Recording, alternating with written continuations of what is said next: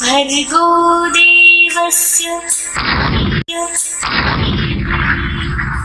धियो यो नः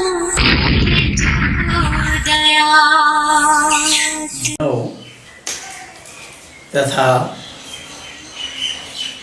मानव कहलाने वालों,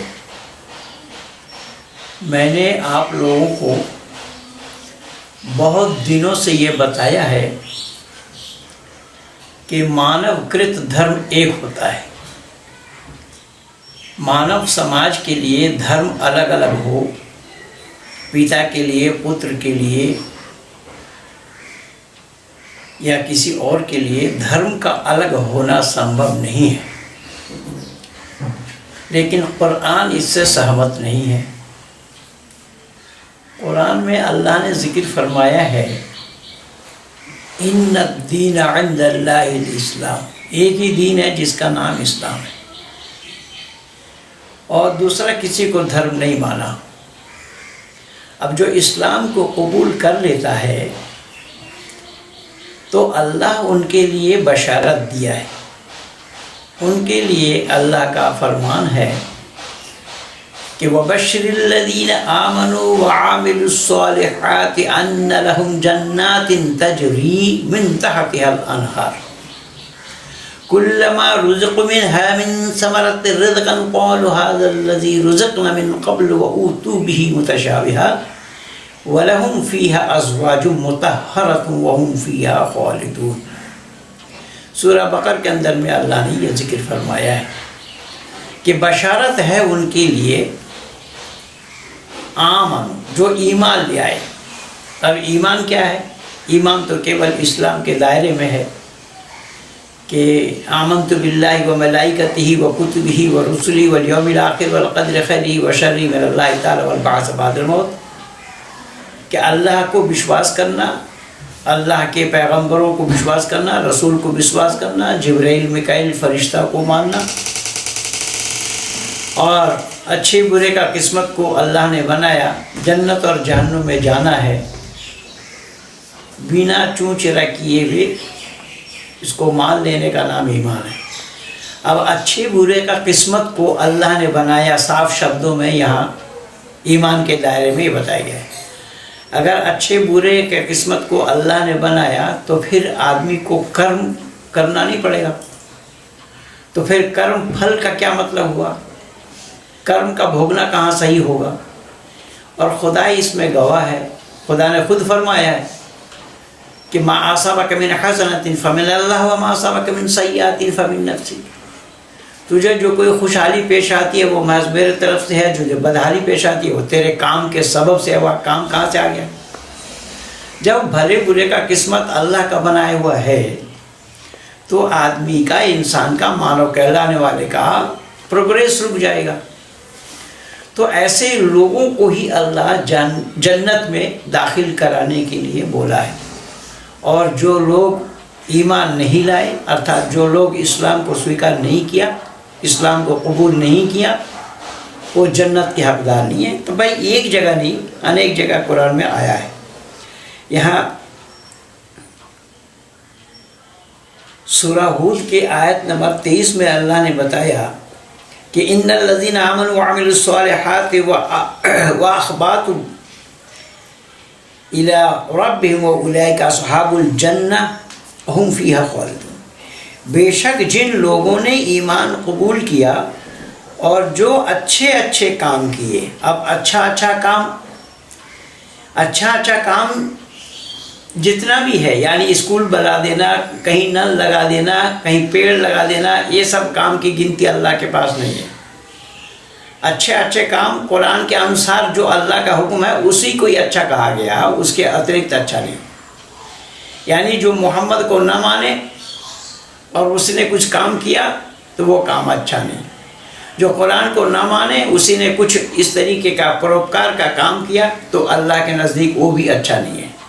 तो यहाँ पर अच्छे अच्छे काम उनके लिए बताया है जो कुरान के अनुसार है। और परवरदिगार के सामने आजिज़ी से झुके, परवरदिगार के सामने आजिज़ी से झुके, यानी परवरदिगार के पास, अल्लाह के पास झुकना केवल वही मान्य होगा। जो ईश्वर के पास झुकता है वो मान्य नहीं है अल्लाह के पास। और इसके बावजूद भी ये हिंदू इतने बड़े अकल के दुश्मन है, ये कहे जा रहे ईश्वर अल्लाह दोनों एक है। और ये पाठ मोहनदास करमचंद गांधी ने पढ़ाई कि रघुपति राघव राजा राम पतित पावन सीताराम ईश्वर अल्लाह तेरो नाम। अब ईश्वर अल्लाह तेरो नाम की दुकानदारी केवल मोहनदास करमचंद गांधी ने ही नहीं, अपितु आज भी जितने गांधी तबके के लोग हैं वो भी चला रहे हैं।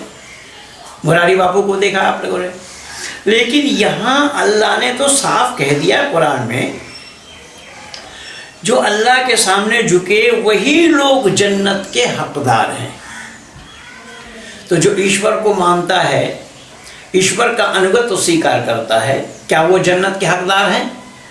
कुरान कहता है हरगिज़ नहीं, उनके लिए जन्नत नहीं है। जन्नत केवल और केवल उन्हीं के लिए है जो ईमान ले आया, जो अल्लाह को माने, रसूल को माने, 1 लाख या 2,24,000 पैगंबरों को माने, फरिश्तों को माने, क़यामत के दिन को माने, जन्नत और जहन्नुम को माने। जो ईमान का दायरा है उस दायरे पे जो चले वही केवल जन्नत के हकदार है, उसके अतिरिक्त जन्नत के हकदार नहीं। इसलिए तो मैंने पिछले दिन में भी मैं बोला था कि जब कश्मीर में बाढ़ आ गया, मोदी जी प्रधानमंत्री जी अपना जन्मदिन ना मना करके बहुत सारा पैसा लगाया वहाँ पर, उन कश्मीरियों के खवैया बन करके उन्होंने काम किया। और जो फारूक अब्दुल्ला और उमर अब्दुल्ला बाप बेटा दोनों बता रहे थे उससे पहले कि मोदी को डुबोएंगे, और वही डूबने लगे थे। उन डूबने वालों को खवैया बन करके इन्होंने पार लगाई। लेकिन अल्लाह से पूछा, क्या अल्लाह क्या माननीय प्रधानमंत्री नरेंद्र मोदी जी भी जन्नत के हकदार हैं? अल्लाह के पास इसकी कोई गिनती नहीं है। अब इससे अंदाज़ा लगाया जा सकता है कि ईश्वर अल्लाह दोनों नाम एक नहीं है कुरान की दृष्टि में, इस्लाम के नज़र में। यही तो कारण बना कि ईश्वर अल्लाह नारा मुसलमानों ने नहीं लगाया। मुसलमानों को भली प्रकार ये मालूम है कि ईश्वर और अल्लाह दोनों नाम एक नहीं है, दोनों अलग अलग है। लेकिन ये बात हिंदुओं के गुरु कहलाने वाले के दिमाग में ये घुस नहीं रही है। ये अपने को गुरु कह रहे हैं, गुरु कहला रहे हैं, और हिंदू घराने की लोग, हिंदू घराने की महिलाएं वहाँ झूम रही है। इनकी मूर्खता का क्या दाग दिया जाए? इतना सब कुछ होने के बावजूद भी ये शाहीन बाग को रोक पाए क्या? इतना सब कुछ होने के बावजूद भी इन तबलीगी जमात के मौलाना साद को रोक पाए क्या? ये हिंदुओं की कमबख्ती है, हिंदू इसे जानने का प्रयास नहीं किया। तो आज मैं 2 टुक में संपूर्ण इस्लाम जगत को चुनौती दे रहा हूँ, जो जाकिर नाइक इतना दम भरता है। जबकि मैं पहले बोल चुका हूँ कि जाकिर नाइक इस्लामिक स्कॉलर नहीं है, केवल अहमद दीदात के संपर्क में आकर, जो अहमद दीदात का डिबेट हुआ ईसाइयों के साथ, उस किताब को पढ़कर अहमद दीदात के संपर्क में आकर के जाकिर नाइक कुरान पढ़ना सीखा। और वो अपना कलाकारी दिखाते हैं कि फला जगह से बोला, आयत नंबर, सूरा आयत नंबर बता दिया, और वेद में मंत्र है या श्लोक होता है वेद का, उसको अकल ही नहीं है, वेद के श्लोक बता रहे हैं। तो उसकी दुकानदारी तो भारत से बंद हुई, और वो चुनौती दे रहा है मलेशिया में बैठ करके इस्लाम के लिए कि इस्लाम के ख़िलाफ़ जो बोले उसके नाम FIR करो। मैं चुनौती दे रहा हूँ आज जाकिर नाइक को। इससे पहले जाकिर नाइक के इलिया शरफुद्दीन को भी चुनौती दे रखा हूँ, और आज मैं चुनौती दे रहा हूँ कि कुरान को कलामुल्लाह सिद्ध करे कोई। मैं बहुत पहले से बोलता आया हूँ, कुरान को कलामुल्लाह सिद्ध करना इसीलिए संभव नहीं है कि कल मैं एक लेख आप लोगों को दिया है, जिस लेख में आप लोगों ने देखा, पढ़ा और उस पर चिंतन और विचार ज़रूर किया होगा। छोटी सी बात मैं बता रहा हूँ कि पाप और पुण्य, ये जो 2 पक्ष हैं, ये दो पक्ष किनके लिए? मनुष्य मात्र के लिए। क्योंकि जीव जंतु जितने भी हैं उनके लिए न पाप है न पुण्य है, वो सब क्षम है, क्योंकि वो भोग योनि में है, वहाँ पर कर्म नहीं है। जो कर्म योनि में जो लोग हैं, उस कर्म योनि वालों के लिए पाप और पुण्य बताया गया है कि ईश्वर आदेश का उल्लंघन करना पाप है और ईश्वर का आदेश का पालन करना पुण्य है। तो पाप और पुण्य यह इंसान के लिए है, मानव मात्र के लिए है, बनी नौ इंसान के लिए है। ना तो हिंदू के लिए है, ना मुसलमान के लिए है, ना ईसाई के लिए, जैनी बौद्धि, किसी का भी नाम नहीं आया। जो भी मानव कहलाने वाला होगा, अगर ईश्वर का आदेश का उल्लंघन करेगा वो पाप है। अब कुछ लोगों का ख्याल और विचार ये है कि जब ईश्वर का आदेश का उल्लंघन करे, पाप बढ़ रहा है, तो वो रोकता क्यों नहीं?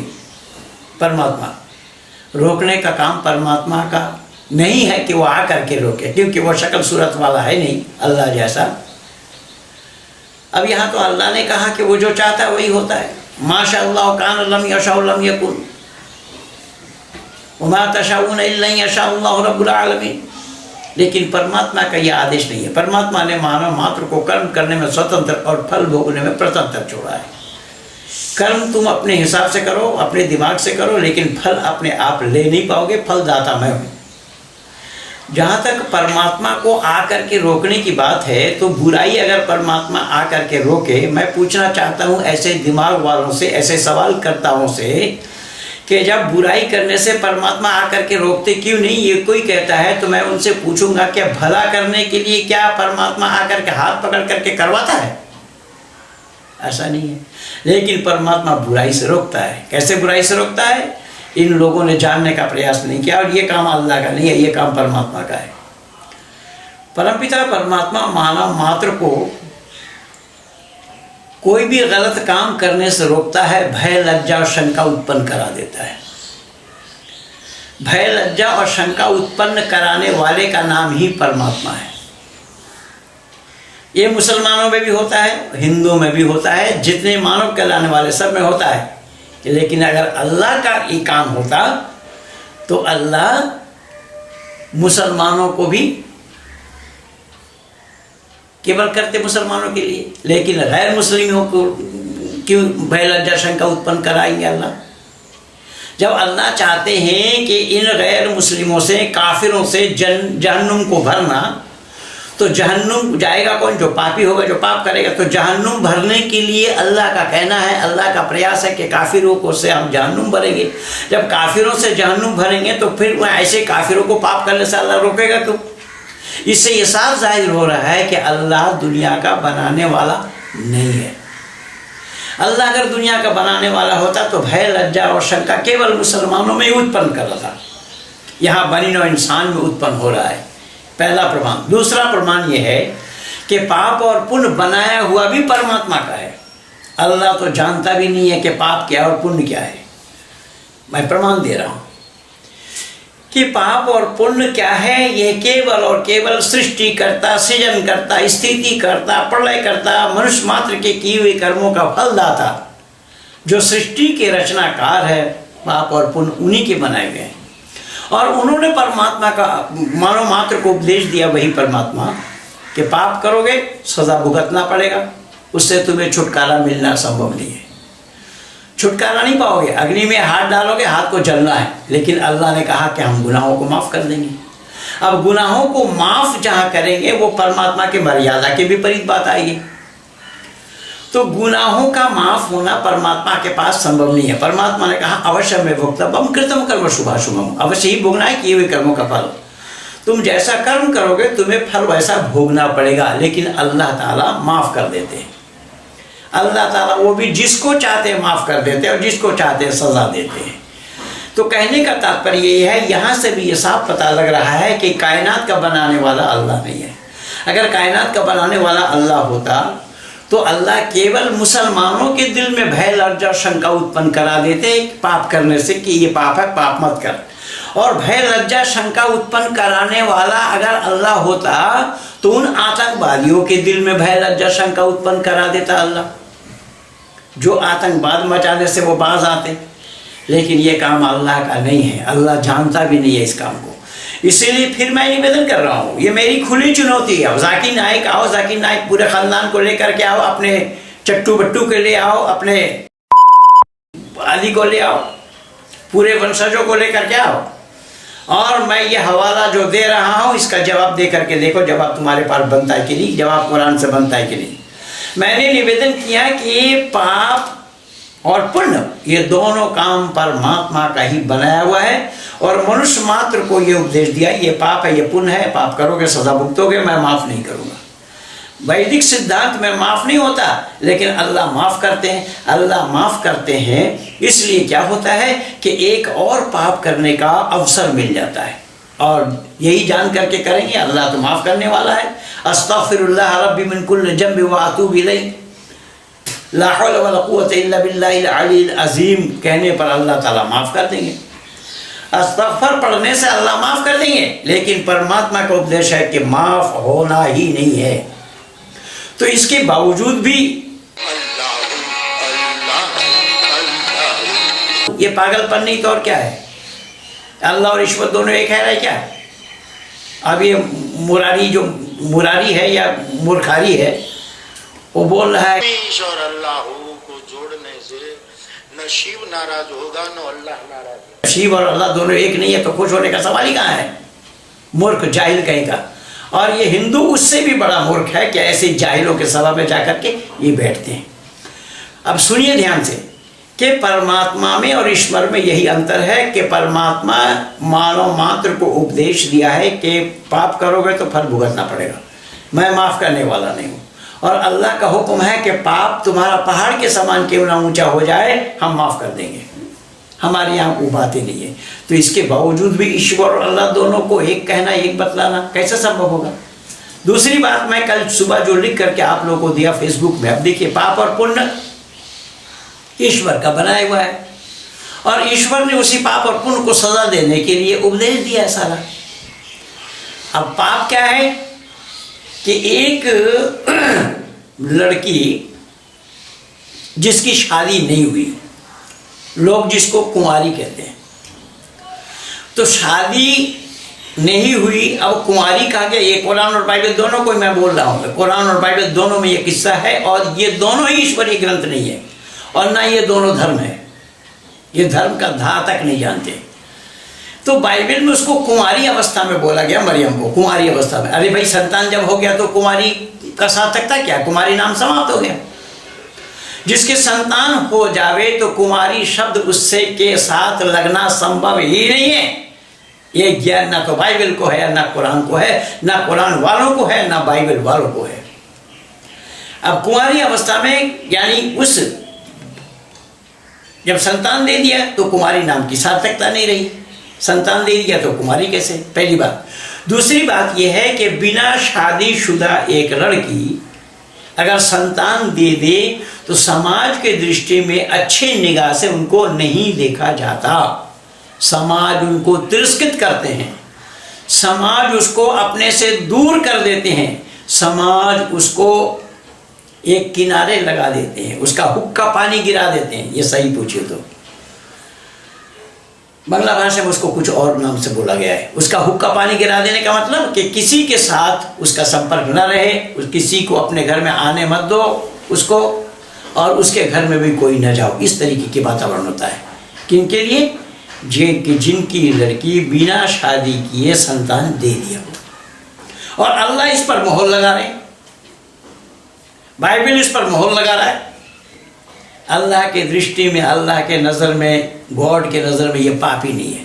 कल सुबह तो मैं यही लिखा था, मैंने निवेदन किया कि फिर ये धर्म का जानकार कहाँ है? आए जाकिर नाइक आए, जमाती इस्लामी के मौलाना लोग आए, दारुल उलूम देवबंद से आए, मुज़ाहिर उलूम से आए, यानी भारत भर में जितने मदरसा के मोहतमीम हैं या जितने मदरसा के दारुल इफ्ता वाले हैं वो सब आए, नदवी से आए, फिरंगी महली आए, या जामे अज़हर से बुला करके लाए। मैं दावा के साथ निवेदन कर रहा हूँ कि ये धर्म कहाँ है? यहाँ पर अल्लाह मोहर लगा रहे हैं कि वल्लती अहसनत फरजहा फनफखना फीहा मिन रूहिना वजअलनाहा वब्ना आयतल आलमीन। अल्लाह ने कहा कि उस महिला की तरफ, उस औरत की तरफ ध्यान दो जिसने अपनी अस्मत की रक्षा की, जिसने अपने को हिफाजत किया। अरे वह हिफाजत करती होती तो संतान कहां से बनते? आओ, कौन कुरान का जानकार है, सामने आओ। मैं चुनौती दे रहा हूं इन कुरान वालों को। अगर वो अपनी अस्मत की हिफाजत करते होते तो संतान कहां से जन्म लेती? यहां अल्लाह ने बोला, अल्लाह ने फूंक मार दिया। अल्लाह का काम देखिएगा। इसलिए मैं निवेदन कर रहा हूं कि यह काम ईश्वर का नहीं है, ईश्वर का होना संभव भी नहीं है। इसीलिए अल्लाह और ईश्वर दोनों एक नहीं है। इतनी छोटी सी बातों को हिंदुओं के दिमाग में नहीं जम रही है। हिंदू घराने के लोग इन छोटी सी बातों को भी समझने के लिए तैयार नहीं है।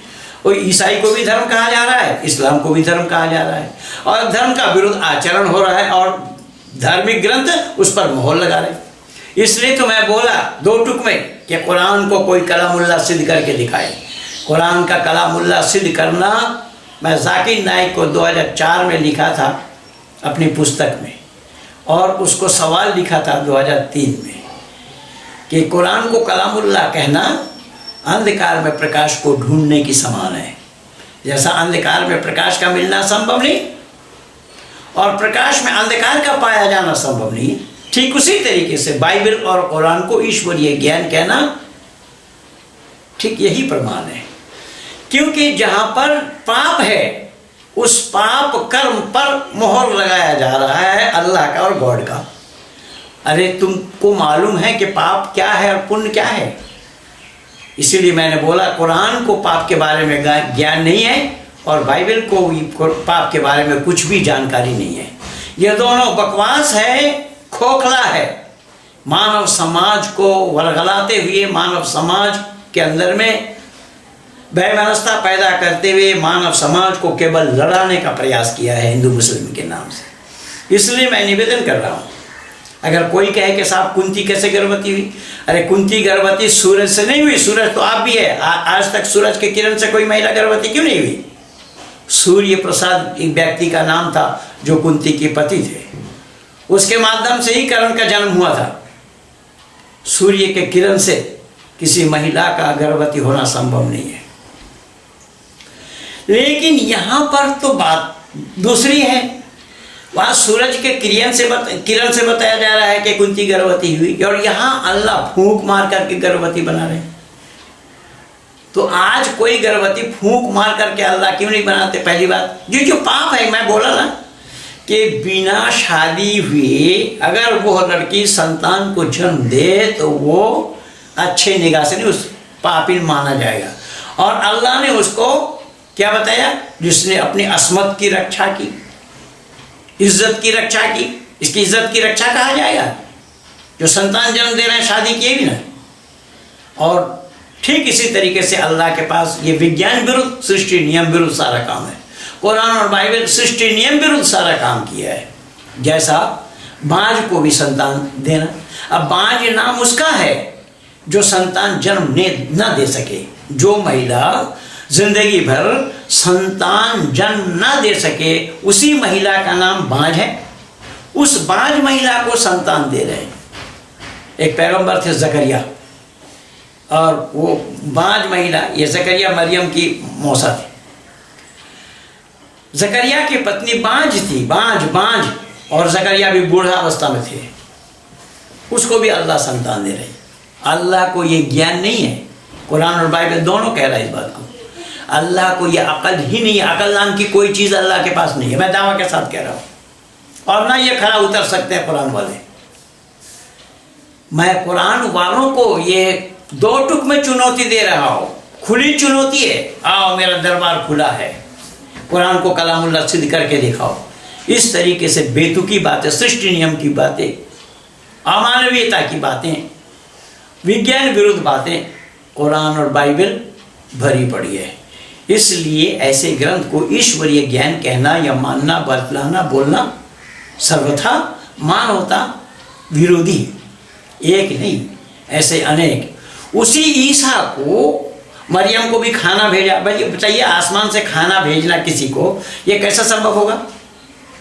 अब इनकी मान्यता अल्लाह चाहता है, अल्लाह जो चाहेगा, सारे पागल होगा।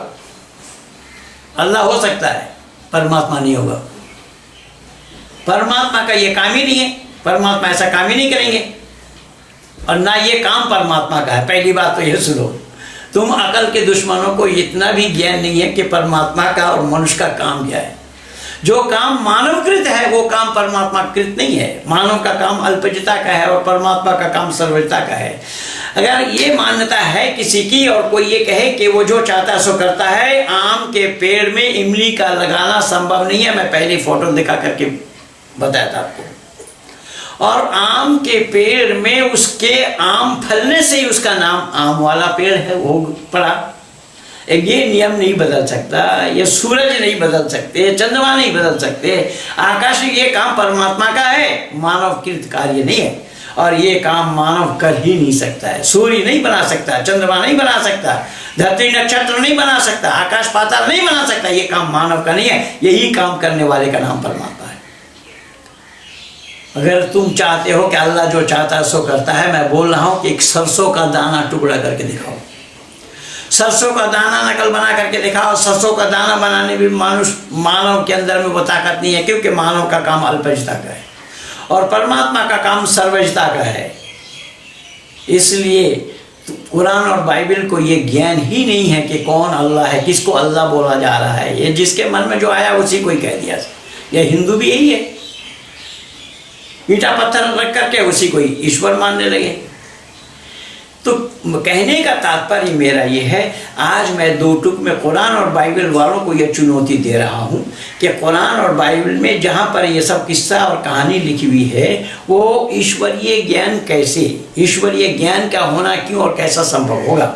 जो पाप है उस पाप कर्म पर अल्लाह और यहोवा मोहर लगा रहे हैं। जो पाप है, बिना शादी किए किसी लड़की का संतान हो पाप है। अल्लाह जानता नहीं इस पाप को। अल्लाह आसमान से खाना भेज रहे हैं, दस्तरख्वान भेज रहे हैं। एक मुसलमान का फोन है वो करके अल्लाह जो चाहेगा सो होगा। भैया अल्लाह नहीं, अल्लाह कहेगा तो भी नहीं होगा। काम का पता नहीं है लोगों को। इसलिए मैं आह्वान कर रहा हूँ कि मेरे पास आकर के कुछ सीखो, कुछ जानो। वैदिक मर्यादा क्या है, वैदिक परंपरा क्या है, ईश्वर कौन है, ईश्वर का विधान क्या है, ईश्वर के निज़ाम क्या है, ईश्वर की व्यवस्था क्या है, उसको जानना पड़ेगा पहले। ईश्वर की व्यवस्था को जाने बिना किसी को ईश्वर कहना संभव नहीं होगा, वो मानवता विरोधी है। इसीलिए मैं दो टुक में आप लोगों के सामने इतना ही बताना उचित समझा कि ये पाप कार्य पर अल्लाह का मोहर लग रहा है, गुनाह पर अल्लाह का मोहर लग रहा है कि हमने फूंक मार करके उसको संतान बना दिया। ये बिल्कुल बेतुकी बातें हैं, विज्ञान विरुद्ध बातें हैं। ये हो सकता है कि डॉक्टर जाकिर नाइक मुन्ना भाई के लिए ये विज्ञान हो। कोई भी वैज्ञानिक इसको नहीं मानता, कोई भी मेडिकल साइंस इसको नहीं मानता। ये काय का खाक मेडिकल साइंस पढ़ा है, मेडिकल साइंस के नज़दीक से भी नहीं आया। और मैं तो बोला कई वीडियो में कि मुझे संदेह है कि ये MBBS पूरा किया हो कि नहीं किया, बीच में छोड़ करके भाग आया। अगर किया होगा तो प्रैक्टिस नहीं चला पाए, इसलिए भी इस काम में जुड़े। और यहाँ तो भेड़िया दसाना ना, यहाँ भेड़िया दसाना है। इस्लाम में ज़्यादातर यही बातें हैं, भेड़िया दसाना है। और भीड़ भेड़ों की होती है, शेर अकेला चलता है। जब जाकिर नाइक मुझे बोला था ना कि आप 1 लाख आदमी दे सकते हैं, भाई 1 लाख क्या चाहिए भाई तुझे? मैं जहाँ खड़ा होता हूँ वहाँ 1 लाख आ जाते हैं। मैंने कहा जब तेरे खड़ा होने से 1 लाख आ जाते, तू आ जा, खड़ा हो जाए, 1 लाख आ जाएंगे। मैं 1 लाख मुझे क्यों लाना पड़ेगा भाई? भाग गया, 3 बार समय दे करके भागा। मैं बहुत वीडियो बोल रखा हूँ। खैर, मुझे ये प्रमाण देना था कि एक पाप कार्य, ये पाप कार्य है किसी महिला की, किसी लड़की की शादी के से पहले उसको संतान हो जाए, ये पाप कार्य है। ऐसे पाप कार्य पर अल्लाह का और यहोवा का मोहर लग रहा है कि पाप नहीं हुआ। इसलिए मैं निवेदन कर रहा हूँ, नहीं जानता कुरान पाप क्या है, नहीं जानता बाइबल पाप क्या है, मेरी खुली चुनौती है। जिसको आना हो सामने आओ, बैठ करके डिबेट करते हैं और दुनिया वालों के सामने भी रखते हैं सही क्या और गलत क्या है, सच क्या और झूठ क्या है। हक क्या है, बातिल क्या है, दुनिया वालों को भी पता होना चाहिए। ईश्वर के बनाए हुए जो नियम हैं, ईश्वर अपना नियम को कभी भी नहीं बदलेगा। ईश्वर के ये बनाए हुए नियम हैं। सूर्य को हम देखते हैं, सूर्य के लिए, सूर्य के दिक निर्णय के लिए हम पूरब और पश्चिम मान रखे हैं कि सूरज पूरब से निकलते देखते हैं और पश्चिम में डूबता देखते हैं, जबकि पश्चिम में डूबता भी नहीं है, पूरब से निकलता भी नहीं है। जिधर से निकलता उधर को ही हम पूरब कहते हैं। अब उस सूरज को कोई दक्षिण से निकाल करके दिखा दे, उत्तर में डुबो करके दिखा दे, ये कहेंगे अल्लाह अगर चाहेंगे तो हो जाएगा। अल्लाह नहीं, अल्लाह चाहेगा फिर भी नहीं होगा। अल्लाह से बढ़ करके कोई शक्ति हो तो भी नहीं हो पाएगा। ये ईश्वर की व्यवस्था, इसको ईश्वरीय व्यवस्था बोलते हैं। ईश्वरीय निजाम इसी का ही नाम है, ईश्वरीय तरीका इसी का ही नाम है। इसको रद्द बदल करना, इसको भंग करना, इसमें परिवर्तन करना, ये अल्लाह की बस की बात नहीं है। और इस्लाम वाले केवल झूठ बोलते हैं, केवल गलत बयानी करते हैं कि अल्लाह जो चाहेगा हो जाएगा। अल्लाह को बोलो जरा दक्षिण से सूरज को निकाल करके दिखा दे, अल्लाह का काम ही नहीं है। अल्लाह नहीं जानता इस काम को करना। इसीलिए मैंने आप लोगों से ये केवल इतना ही, झूठ और सच का पैमाइश, झूठ और सच की जो जांच पड़ताल है वो मैं दो टुक में आप लोगों के सामने रखा।